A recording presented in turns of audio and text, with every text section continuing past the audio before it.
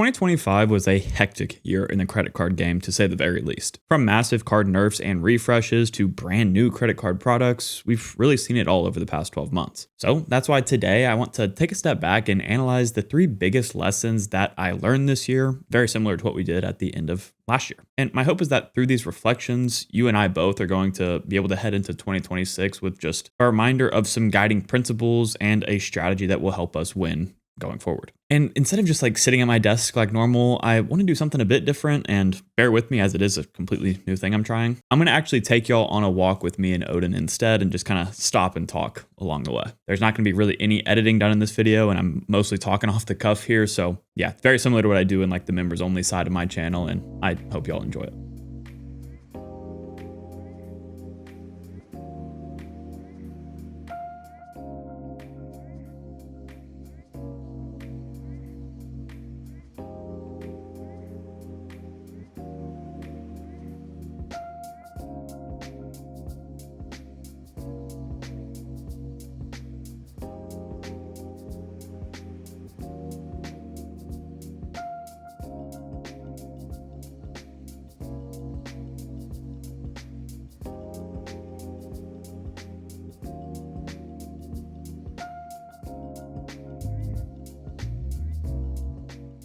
Alrighty, lesson number 1 here is that your points are yours to use. That may sound pretty brain dead for me to even say, to be honest with you, but just hear me out in this section. Since really the beginning of my time here documenting my credit card journey on YouTube, there's been a small subset of people that just do not see eye to eye with me. And there are a couple of main reasons that I found for that. The first one is because, well, God forbid, I chase credit cards, and despite me always explaining how well they work for my situation, that just doesn't matter to some people. They just think that I'm stupid for caring about that, but what are you gonna do? And second is because I redeem my points for a lower simper point value than they find respectable. But at the end of the day, what kind of person would I be if I let that and those opinions change who I am and the way that I operate? That's strictly against what I stand for, and why y'all have seen me remain pretty dang steadfast on my specific redemption habits and not really falling for the trap, at least the trap that I see in the credit card game that we all play. I do still remember the first time that I made a video, I was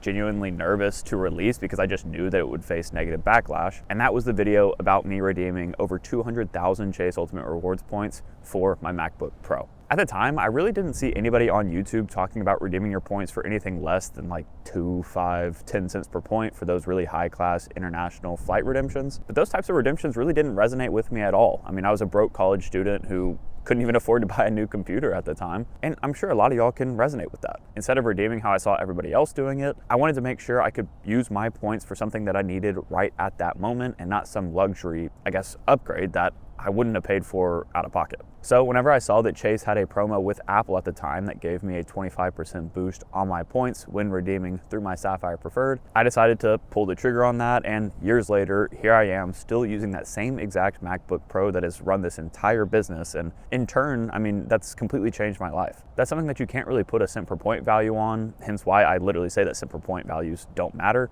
And to me, aside from you getting above your base redemption rate that you've set for each of your currencies, I think that the cent per point numbers are just completely a vanity metric. The reason I bring that example up in this video here today is because in 2025, I made a very similar controversial style of redemption with my Citi ThankYou Points. Okay, I gotta pause the main video real quick to tell y'all about a tool that can really help you level up your credit card game in 2026, that being Max Rewards. Y'all know that Max Rewards has been a partner of this channel for a very long time, and the only reason that's the case is because I genuinely use their app and have since the beginning of my journey. But leading into a new year, it's a perfect time to really get a good handle on your credit card setup and stop leaving money on the table. Max Rewards not only allows you to track all of the important information about every single one of your cards, like the total point balances, card balances, bill due dates, and more, but they also have some awesome features as a part of their paid tier called Max Rewards Gold. And my favorite of those is the automatic offer activation tool. What it does is exactly what it sounds like. All of your cards that are linked to the app will have all of their offers automatically activated on them. And personally, I've saved way over $100 with this feature alone, which has more than covered the cost of Max Rewards Gold for me. And y'all can do the exact same thing.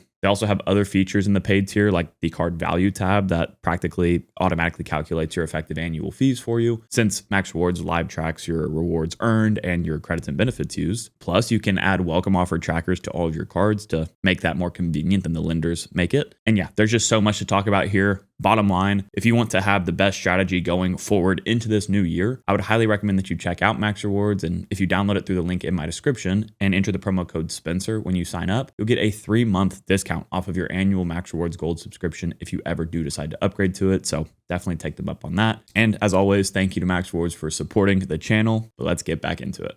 I don't know how good y'all's long-term memory is, but try to think back to earlier this year whenever American Airlines was not a Citi transfer partner. And in all honesty, they were a much lower priority points currency compared to the other big lenders like Chase, Amex, and Capital One. At the same time, I was really looking to simplify my overall credit card setup a bit, especially when it came to the points currencies that I had stockpiled and had no plans to use. And out of those big four, really big five if you include Bilt, Citi was on the bottom of the totem pole. And at the same time, I was starting to face the really annoying compliance issues that we have in the YouTube credit card space today, where I'm technically not even allowed to mention these cards by name or these lenders by name if I want to include affiliate links in my description.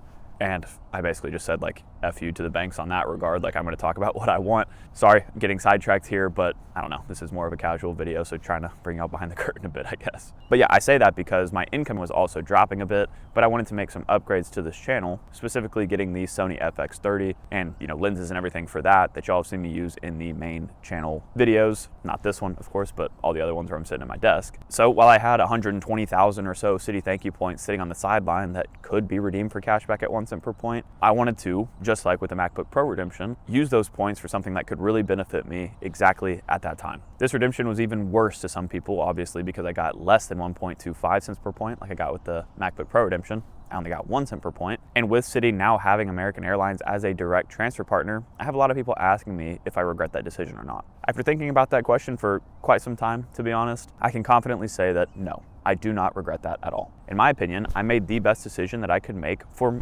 myself. So no matter what some faceless profile online says, I'm very proud of that redemption. Like I mentioned a few minutes ago and made a full video on in the past, to me, simple point values really don't matter. I think they're a vanity metric. But at the same time, don't get me wrong here. I really love celebrating y'all's wins when it comes to these big travel redemptions of 5 or 10 cents per point. That is objectively amazing. But that does not mean that you are better than somebody else who doesn't make those same types of redemptions. It's when people start to act like that is the case that really annoys me, to be honest. Maybe this is a hot take, I don't know, but to me, there's absolutely nothing wrong with redeeming your points for, say, an average 1.5 cent per point redemption rate, if that is the exact way that you would like to use your points. I think a lot of us forget that not everybody is playing this game to get the absolute highest value possible. And to share some real inside baseball with y'all, whenever I'm making these videos, I honestly think of my mom sitting on the other side of the camera. While she thinks it's awesome that I've taken these business class flights to Europe and stuff like that, that is just not her natural travel habits. And she is just completely happy, like more than happy, using her points for all of her domestic and economy trips, because her ultimate goal is just to subsidize her travel costs using the credit card points that she's earned. At the end of the day, that's what we're all doing here, and I think that gets lost sometimes. The points and miles game is for everybody, not just you, and no matter what, every single one of us is winning no matter what team we're on, cashback versus travel, or what redemption rates we get for our points.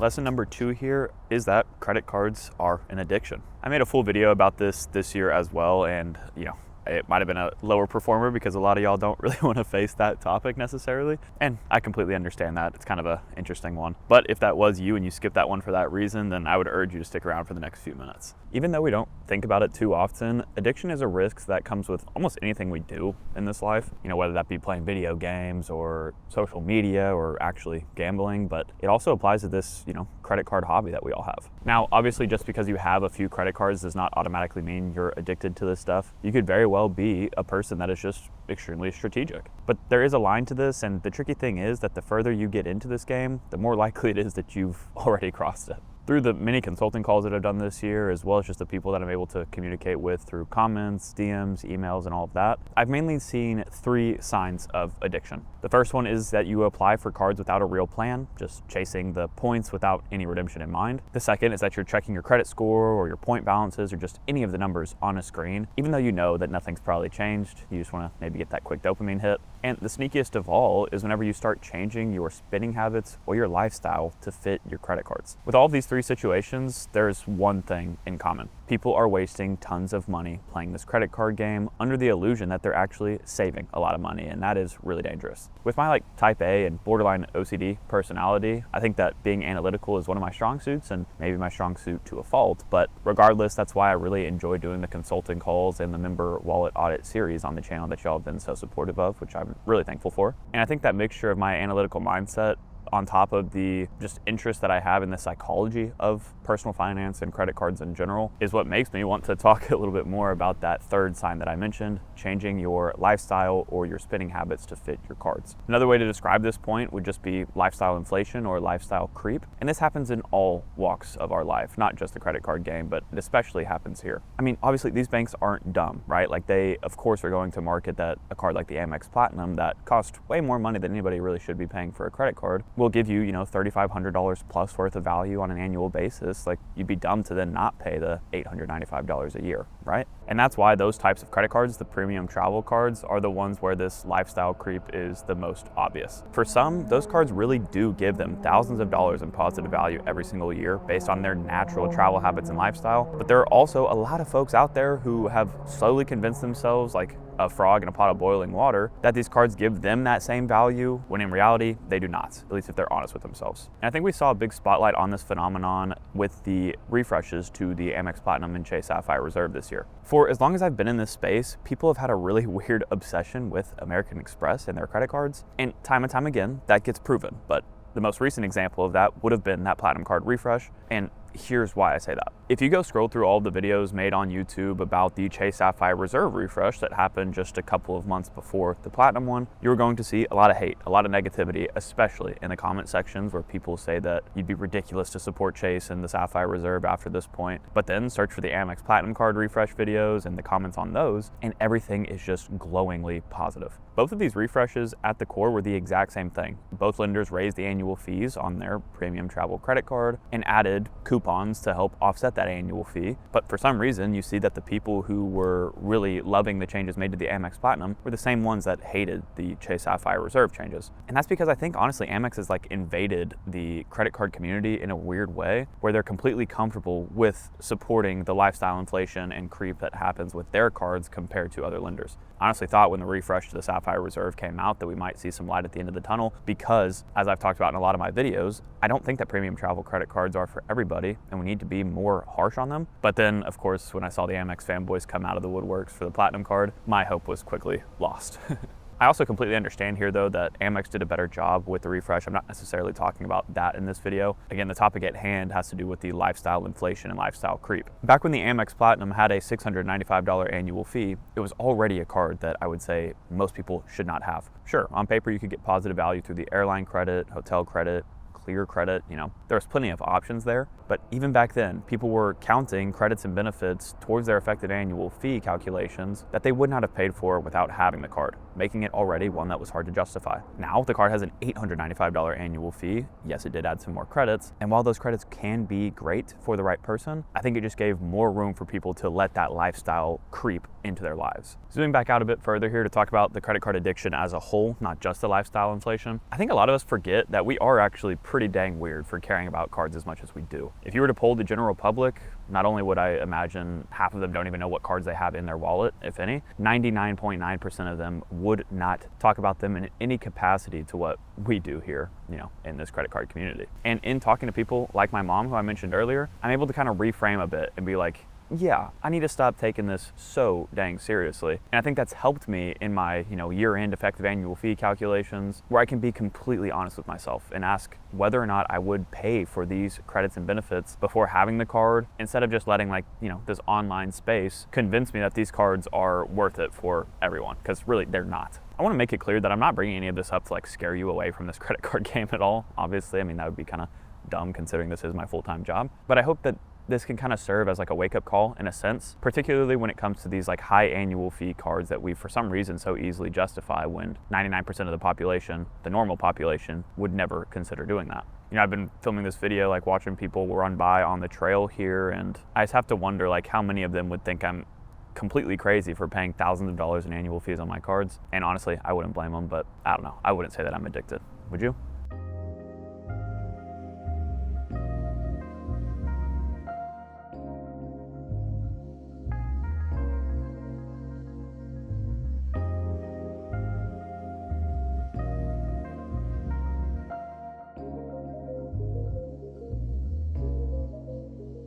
Now we're on lesson number 3, which is be quick to adapt. This really is like the, I don't know, main conclusion that I think we can all draw from this year of the credit card game. With so many card refreshes, card nerfs, new card drops, if you are not quick to adapt, then you're easily left behind. There's way too many for me to even get into in this one video, but I recall the first one of this year that got a lot of, I guess, press and like had a lot of opinions behind it was the nerf to the Venture X credit card, because for the longest time that card was the best card for families who wanted broad airport lounge access at the cheapest cost. I mean, you could pay $395 a year to get you and 4 free authorized users access to the lounges. And since that card released, we knew that that was too good to be true, right? But finally, this year they decided to make a change to it, basically restricting you to only having lounge access if you were the primary card holder, and then for any authorized users to have that lounge access they used to have, they would have to pay $125 a year. The specifics don't necessarily matter here, but I just remember that being like the first time that there was a massive shift maybe in a lot of people's credit card strategies, and there was a lot of paranoia, I feel like, in the YouTube space specifically when it came to those nerfs. But I remember like thinking at that time, like,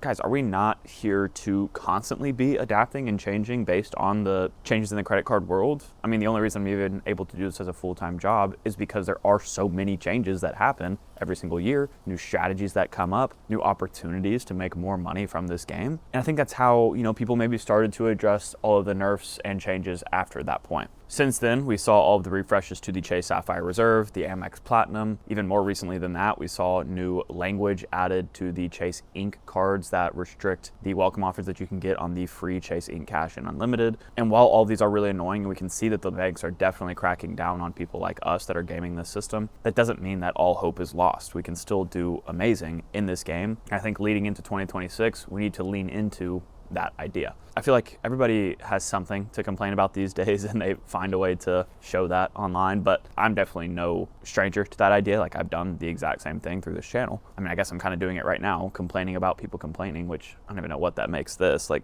complainception or something. I don't know. But now is really the time to dial in that strategy, right? So another couple of lessons that go within this main one here of being quick to adapt is that I think first, hybrid credit card setups really are king right now. This is something we covered a lot on the channel this year. Stan the Credit Frog was, kind of the one that first introduced me to this concept of having like a core earning credit card setup that is mainly focused on cashback, while also having a benefit setup, as in the travel credit cards that you get for their welcome offers and then use those points for the travel and just keep repeating that process. Yes, it is getting harder now to use that hybrid approach if you're not able to get a lot of welcome offers with like, Amex pop-up jail, the Chase 524 rule, the new Chase Inc. offered terms, family language with the Amex credit cards, all of that. It's making this a lot more difficult. Trust me, I know a lot of my consulting clients are dealing with this issue right now. But at the end of the day, I do still think that hybrid setups are the way to go because it gives you the most flexibility in times like this when things are a little bit more questionable. In my personal journey, I've kind of gone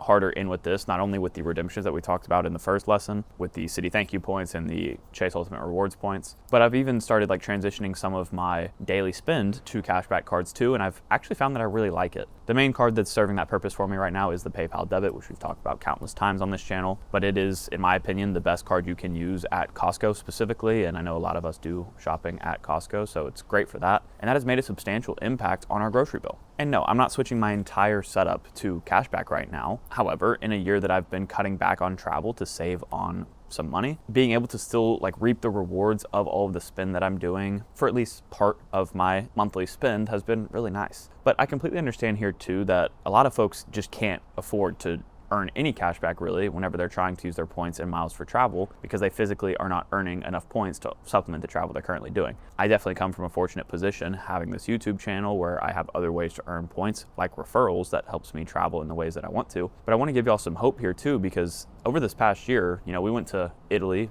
business class, a week there in hotels and stuff like that. We also traveled multiple times domestically, took a trip to Cancun as well. All of that was covered by welcome offer points that I had earned over the past year. So I didn't use any of my referral points for that, and that's what allowed me to redeem some of these for cashback. But the point remains that I could have had my core credit card setup be covered with cashback while still traveling exactly how I wanted to in high classes through welcome offers alone. So for some people, being quick to adapt might mean starting to build out that hybrid credit card setup to allow them the flexibility to redeem however they want to, no matter what their travel looks like. But on that same token, I think what a lot of us need to maybe look into doing more going forward is lean into the fact that simplicity is completely okay in this game. And honestly, I think most people crave it, whether they know it or not. With all of these cards having their refreshes, with the new cards on the market that are all rumored to be premium cards, like the Hyatt card, the Built 2.0 cards that are gonna be more expensive. Wells Fargo's been rumored to have a premium travel card at some point, while you also have your current cards in your setup increasing the annual fees. Like all of that combined means that you need to, again, like the last lesson, be completely honest with yourself and first of all, realize if you're kind of addicted to this stuff and need to cut back. But second, you need to just become okay with letting go of cards that used to hold some kind of value for you. You should not be getting married to your credit cards, right? Like I've said this multiple times recently, but credit cards are just tools. That's all they are. You should not have any attachment to them at all. If a tool stops serving its purpose for you, then just be quick to discard it. Like you don't need it anymore. Trust me, you're not cooler than somebody else because you have higher annual fee cards. If anything, you might be just wasting more money than them and you're actually the sucker in that situation. But yeah, be honest with yourself as always and just do what works best for you. I think that's kind of like the core thesis of my entire video today, is that over the past 12 months, I've really learned that you have to be true to yourself. Don't change your lifestyle. Don't change your opinions on things based on what, again, some faceless person on YouTube or Reddit or elsewhere online is telling you. Just do what's best for you and block out the rest. I'm very curious to hear what y'all have learned at this point, and I hope you enjoyed this like very low edited rant style of video. This is very much like what I do on the members only section of the channel, so I don't know, hopefully y'all liked it. But if you want to hear my lessons learned in 2024, which all still apply to this day very heavily and are different points than I just made today, go ahead and click into the video on screen now. As always, Odin and I both really appreciate you watching this video. If you did enjoy it, consider leaving a like and subscribing to the channel, and we'll catch you guys next time.